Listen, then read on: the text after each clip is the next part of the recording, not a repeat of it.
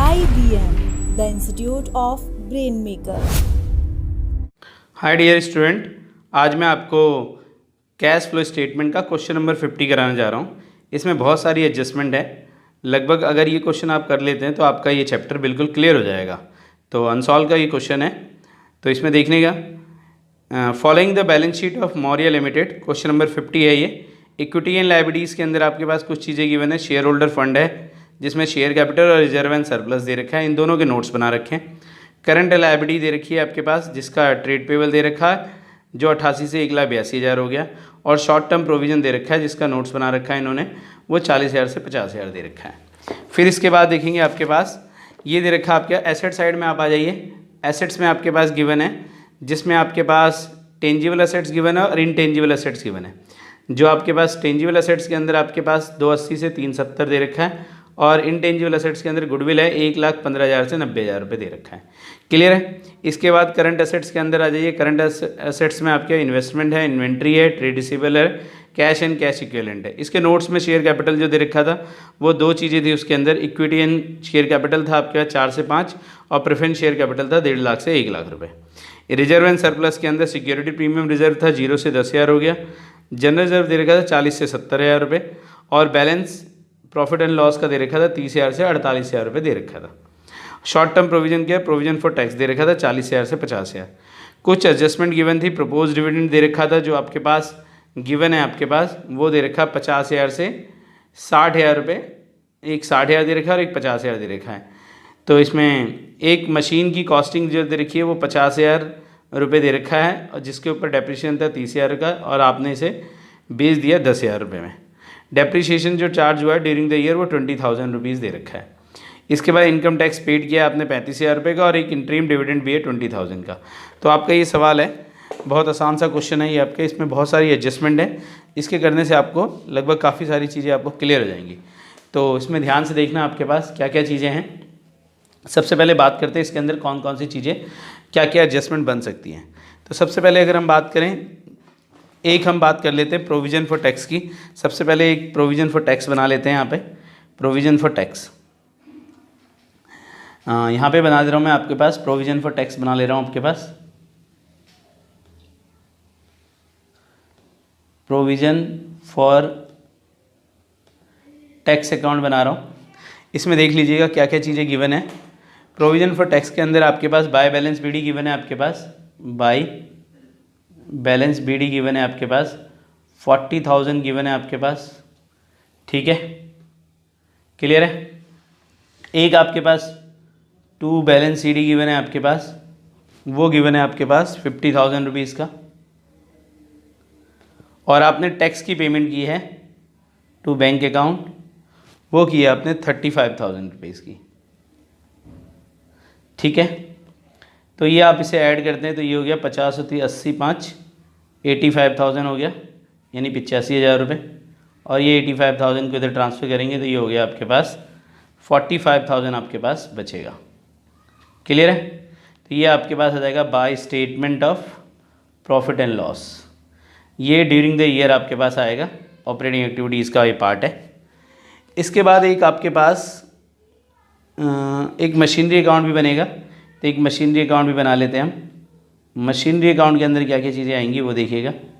Machinery account, तो सबसे पहले देख लेते हैं आपके पास टू बैलेंस बीडी आपके पास। टू बैलेंस बीडी आपके पास गिवन है, वो दे रखा है आपके पास 2,80,000 रुपये का।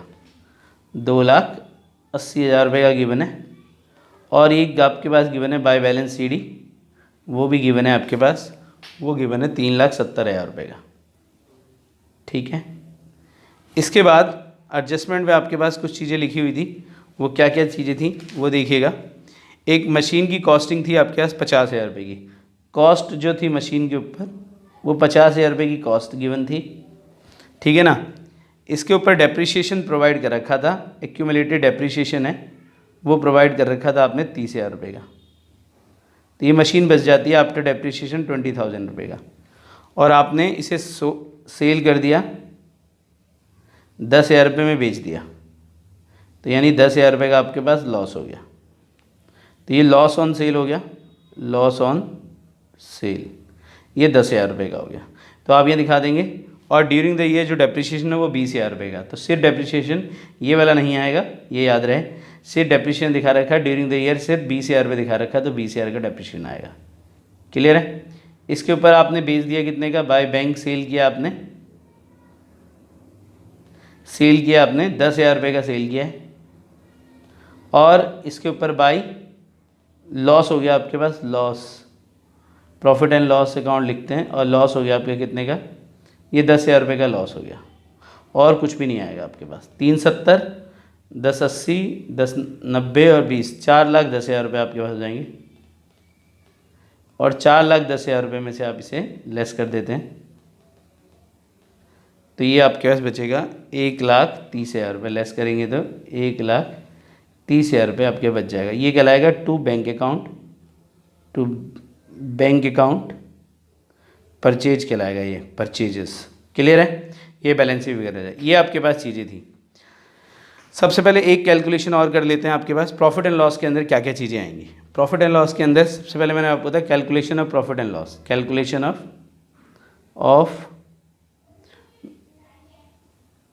प्रॉफिट बिफोर टैक्स निकालना होता है, बिफोर टैक्स निकालना होता है। तो क्या क्या चीज़ें आती हैं इसके अंदर से देख लीजिएगा। सबसे पहले तो आपके पास सबसे पहले करंट ईयर का जो आपके पास सबसे पहले देखते हैं सरप्लस दे रखा है आपके पास, सरप्लस से ही शुरुआत करते हैं। तो सरप्लस के अंदर आपके पास दे रखा है 48,000 रुपये दे रखा है, और 30,000 दे रखा है, उनके बीच का डिफरेंस हो गया आपके पास 18,000 आ जाएगा आपके पास। ठीक है। इसमें आपके पास एक मैंने आपको बताया था प्रोविज़न फॉर टैक्स, इसमें ऐड कर देते हैं, प्रोविज़न फॉर टैक्स इसमें ऐड कर देते हैं, तो ये हो गया 45,000। क्लियर है। फिर इसके बाद आपके पास ये वाला आ गया 45,000। इसके बाद एक सवाल में दे रखा है transfer of reserve, transfer of reserve given है, वो गिवन है आपके पास 30,000 रुपये का, उनके बीच का डिफरेंस है आपके पास 30,000 रुपीज़ का। इसके बाद प्रोपोज डिविडेंड दे रखा है एडजस्टमेंट में, प्रपोज डिविडेंड ये हमेशा प्रीवियस ईयर का आता है, तो ये आपके पास दे रखा है 50,000 रुपीज़, और ये फाइनेंसिंग में लेस हो जाता है। और एक इंटरीम डिविडेंड भी दे रखा है, ये एडजस्टमेंट में ही गिवन होगा, ये गिवन है आपके पास इंटरीम डिविडेंड, ये गिवन है आपके पास 20,000 रुपीज़, 20,000 रुपये गिवन है। और ये आप इसे ऐड करते हैं तो आपके पास टोटल वैल्यू जो आएगी, इसे ऐड करते हैं तो 18, 45, 30 और 50 और 20 वो आ जाएगा आपके पास। ये हो जाएगा नेट प्रॉफिट बिफोर टैक्स, वो आ जाएगा 1,63,000, 1,63,000। ये आपके पास नेट प्रॉफिट बिफोर टैक्स आ जाएगा। इसके बाद हम बात करते हैं सबसे पहले cash flow from operating activities की। तो सबसे पहले हम कैश फ्लो फ्रॉम स्टेटमेंट आप बना लेते हैं। तो सबसे पहले इसमें पहला पॉइंट है आपके पास cash flow from operating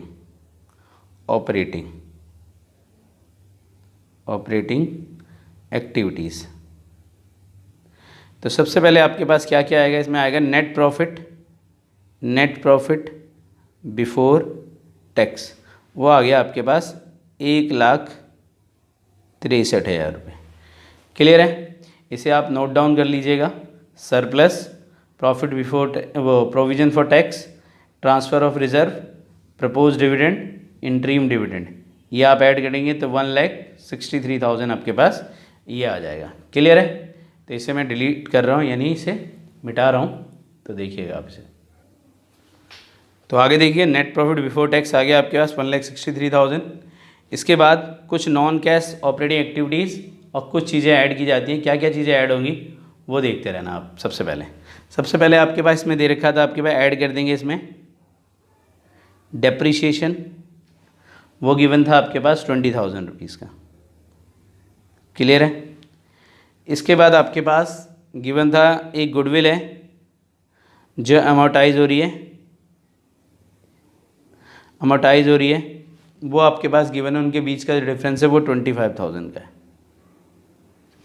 clear है। इसके बाद आपके पास ये आपके पास लॉस ऑन सेल, ये आपके पास loss on sale of machine है जो आपने बेची है 10,000 के लॉस पर, बस 20,000, 25,000, 10,000 और इसके बाद कुछ नहीं आ रहा है इसके अंदर। तो ये हो गया आपके पास 3 5 8, 6 2 8, 2 10, 1 11, 1 1 2, 2,18,000 रुपये आपके पास आ जाएंगे। क्लियर है। तो ये आपके पास कहलाएगा ऑपरेटिंग प्रॉफिट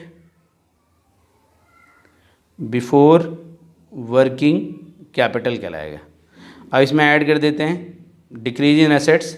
मैंने बताया था डिक्रीज इन करंट एसेट्स और इंक्रीज इन करंट लायबिलिटी, ये ऐड होती है। Increase in current assets, decrease in current liability, ये माइनस होती है। ये हमेशा याद रखिएगा। तो क्या क्या चीज़ें आपके पास देखिएगा। सबसे पहले हम चलते हैं करंट एसेट्स की तरफ से। ट्रेड पेबल है आपके पास, trade payable.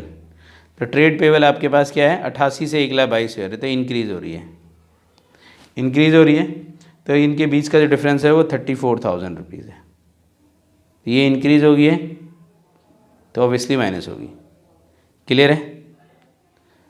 Increase in current liability add होगी, सॉरी, ठीक है, इंक्रीज़ इन करंट लायबिलिटी, ठीक है ना, ऐड होगी। इसके बाद दे रखा है इन्वेंट्री, दे रखा है, ये आपके पास ये भी इंक्रीज़ हो रही है। ये आपके पास इनके बीच का जो डिफरेंस है वो 82,000 है, 82,000 बस। इसके बाद और कुछ नहीं आ रहा। तो ये दोनों को जोड़ेंगे और 34 और 82 घटा देंगे तो ये आ जाएगा 1,00,000, 8 4 12 में से 2 गया 0, तो 1,70,000 रुपये आपके पास आ गया। तो ये हो गया cash generated from operation, cash generated from operation. Clear है। इसमें से आप क्या करेंगे, लेस कर देंगे जो आपने ये वाला टैक्स की पेमेंट कराई है, तो लेस कर देंगे टैक्स पेड। वो कितना किया आपने, वो किया आपने 35,000 का। इसमें से लेस करते हैं तो आपके पास आ जाएगा, ये वैल्यू आपके पास, ये आपके पास आ जाएगा 1,70,000 में से 35 किया तो 1,35,000 रुपये। तो ये आपके पास कहलाएगा cash flow from operating activities, ठीक है, 1,35,000 रुपये। समझ में आता है।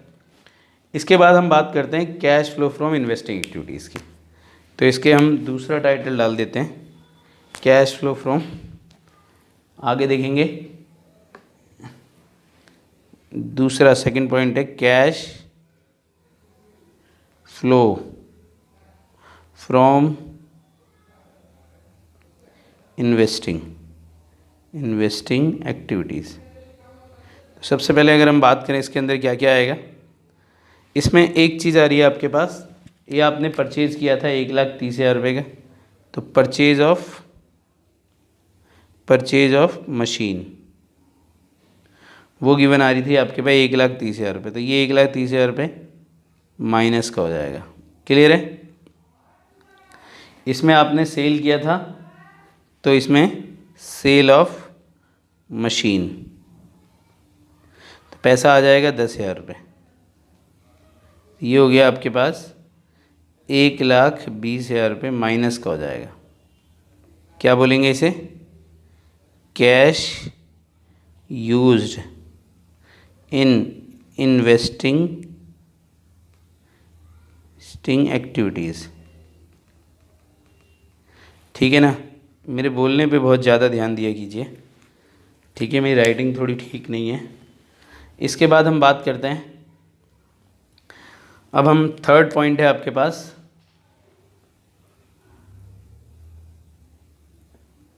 थर्ड पॉइंट देखिए आप, थर्ड पॉइंट है आपके पास cash flow from financing activities. तो इसमें सबसे पहला पॉइंट है आपके पास क्या क्या चीज़ें, इशू ऑफ शेयर कैपिटल। तो इशू ऑफ शेयर है, इशू ऑफ शेयर कैपिटल, वो आपके पास गिवन है 1 लाख रुपए बढ़ा, उनके बीच का जो डिफरेंस है वो 1 लाख रुपीज़ है। क्लियर है। इसके बाद redemption of preference share capital है, वो आप क्या दे रखा 50,000 रुपये माइनस का गिवन है, तो ये रिडीम करेंगे तो माइनस हो जाएगा। एक सिक्योरिटी प्रीमियम भी दे रखा था, इंक्रीज़ इन सिक्योरिटी प्रीमियम, वो आपके पास गिवन आया था, वो है आपके पास 10,000 रुपये का। ठीक है। इसके बाद दे रखा था आपके जो आपके पास प्रपोज्ड डिविडेंड था, प्रपोज्ड डिविडेंड, वो आपके यहाँ पे माइनस हो जाता है, वो गिवन था आपके पास 50,000 का। फिर इंटरिम डिविडेंड है, वो गिवन है आपके पास 20,000 रुपये का, जो वहाँ पे प्लस किया था। इन तीनों को आप ऐड करते हैं, तो मैं इसे मिटा देता हूँ, इसकी अब मुझे ज़रूरत नहीं है, ये आपने उतार भी लिया होगा। तो ये आपके पास जो वैल्यू आएगी, ये आपके पास है 1 50 और 50 100, 1 10 और ये 10,000 रुपये माइनस का हो जाएगा आपके पास, 10,000 रुपये आपके पास माइनस का आ गया। तो ये हो जाएगा cash used in financing activities. अब आपके पास इन तीनों का ऐड कर देना है इसको, ये जो आपके पास ये 1,35,000 आया, ये क्या इन्वेस्टिंग एक्टिविटीज़ आया माइनस का 1,20,000, और ये 10,000 रुपये फाइनेंसिंग एक्टिविटी है। इन तीनों को आपको ऐड कर देना है। जब आप ऐड करेंगे तो ये फर्स्ट है प्लस सेकंड और प्लस थर्ड, इन तीनों को ऐड करते हैं, 1 35, ये 20 और 10 30, ये आ जाएगा increase in cash and cash equivalent, वो आपके पास आ जाएगा 5,000 रुपीज़ प्लस का। इसमें ऐड कर देंगे आपके पास, ऐड करेंगे opening cash and cash equivalent. तो इसमें आपके पास ओपनिंग का जो कैश है वो गिवन है आपके पास, वो गिवन था आपके पास 81,000, और करंट इन्वेस्टमेंट गिवन था आपके पास 15,000। तो आप ये दोनों ऐड करते हैं, 5 1 6 8 1 9, 96,000 रुपये आपके पास आते हैं। जब आप इसे ऐड करेंगे तो ये आ जाएगा cash and cash equivalent at the and के बराबर, जो आपके पास ये बचेगा 1,01,000 रुपीज़।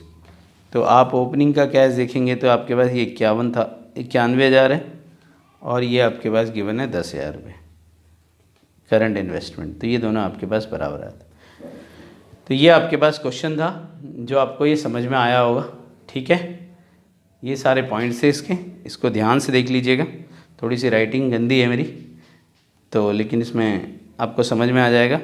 बहुत इजी क्वेश्चन है और बहुत इंपॉर्टेंट क्वेश्चन है। इसको अगर आप कर लेते हैं तो ये आपका क्वेश्चन बिल्कुल क्लियर हो जाएगा, आपके कैश फ्लो स्टेटमेंट लगभग क्लियर हो जाएगा। तो इसे ज़रूर देखिएगा। बाकी मिलते हैं एक छोटे से ब्रेक के बाद।